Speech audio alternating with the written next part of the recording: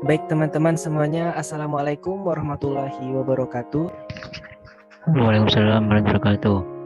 Baik, terima kasih kepada teman-teman yang telah meluangkan waktunya untuk berdiskusi tentang tugas problem solving.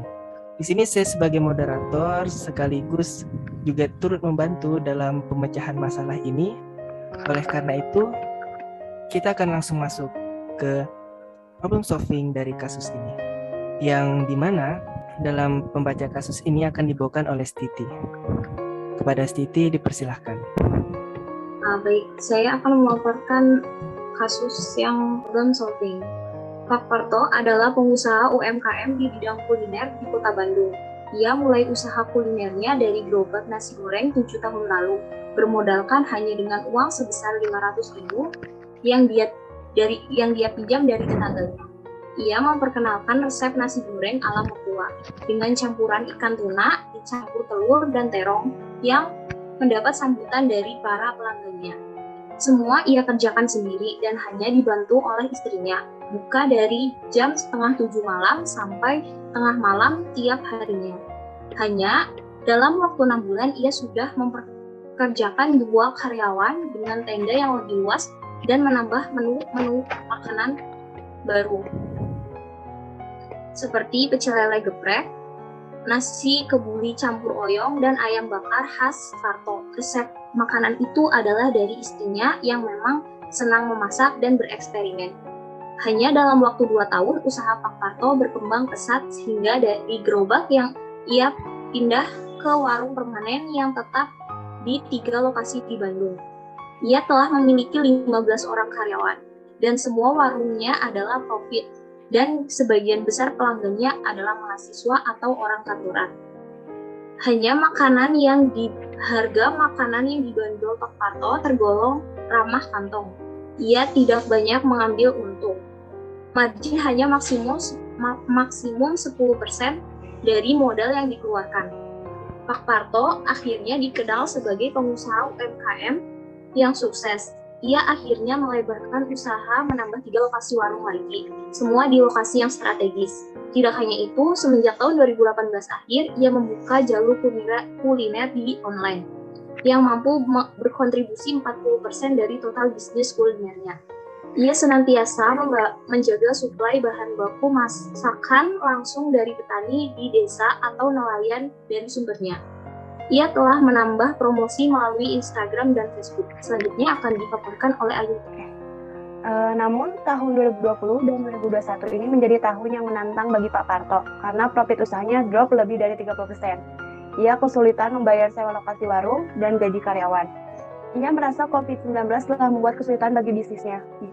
Ia juga mulai kehilangan pelanggan setianya lebih dari 25%. Pak Parto merenungi nasib dan berandai-andai jika COVID-19 cepat selesai.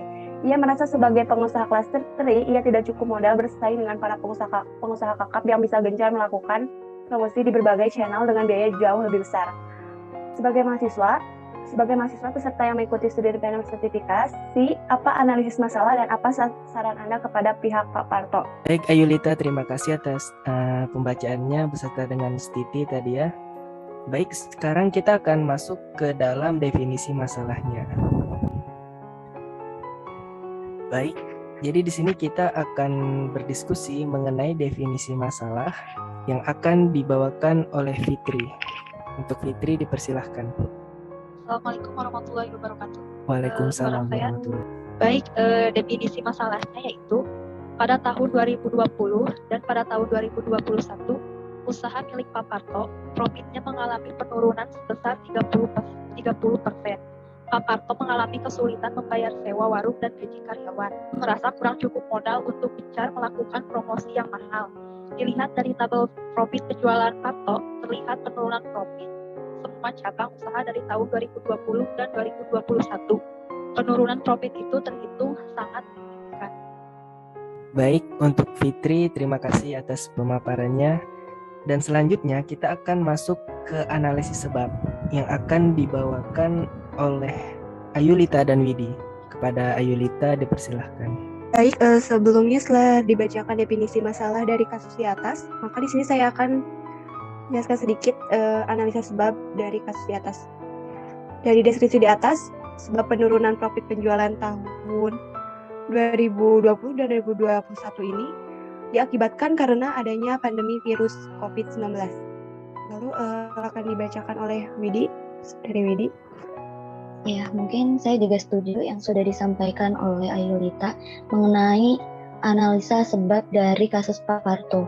Mungkin menambahkan ya, betul sekali karena adanya pandemi COVID-19 yang mengakibatkan semua orang untuk membatasi kegiatannya di luar rumah.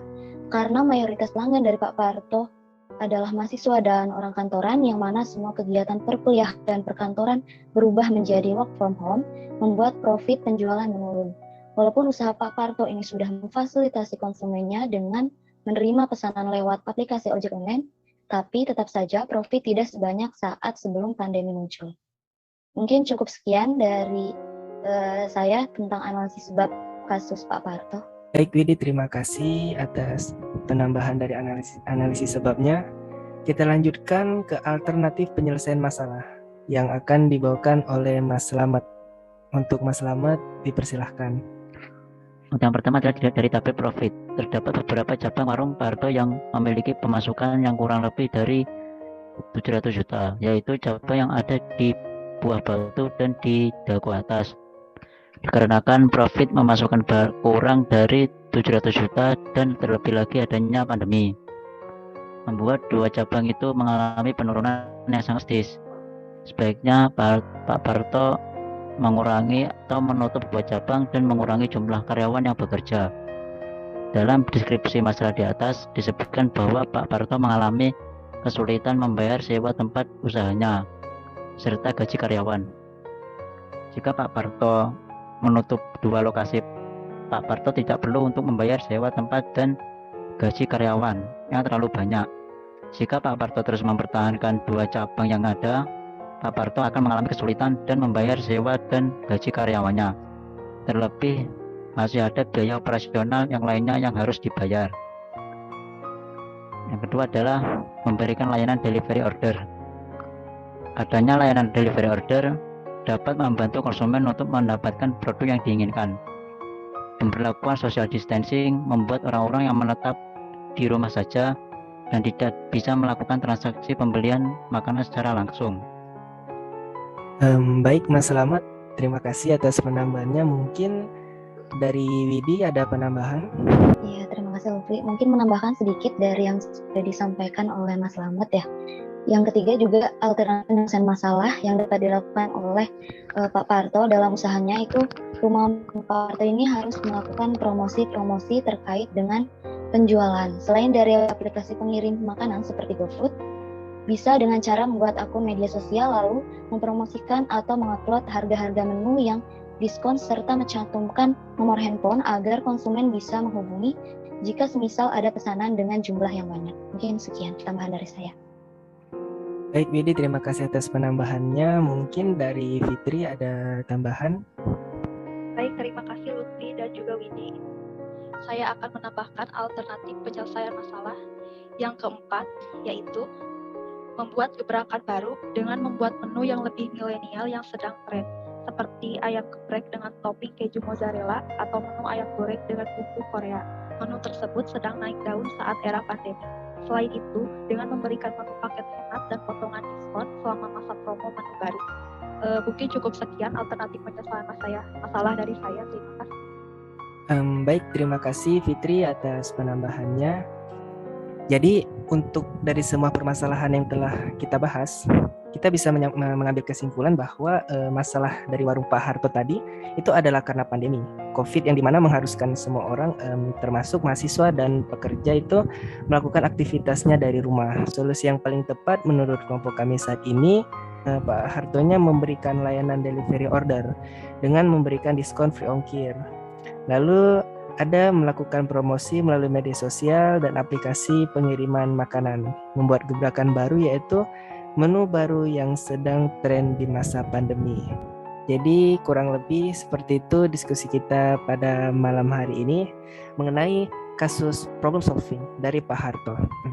Demikianlah yang dapat kami sampaikan, kurang lebihnya kami mohon maaf.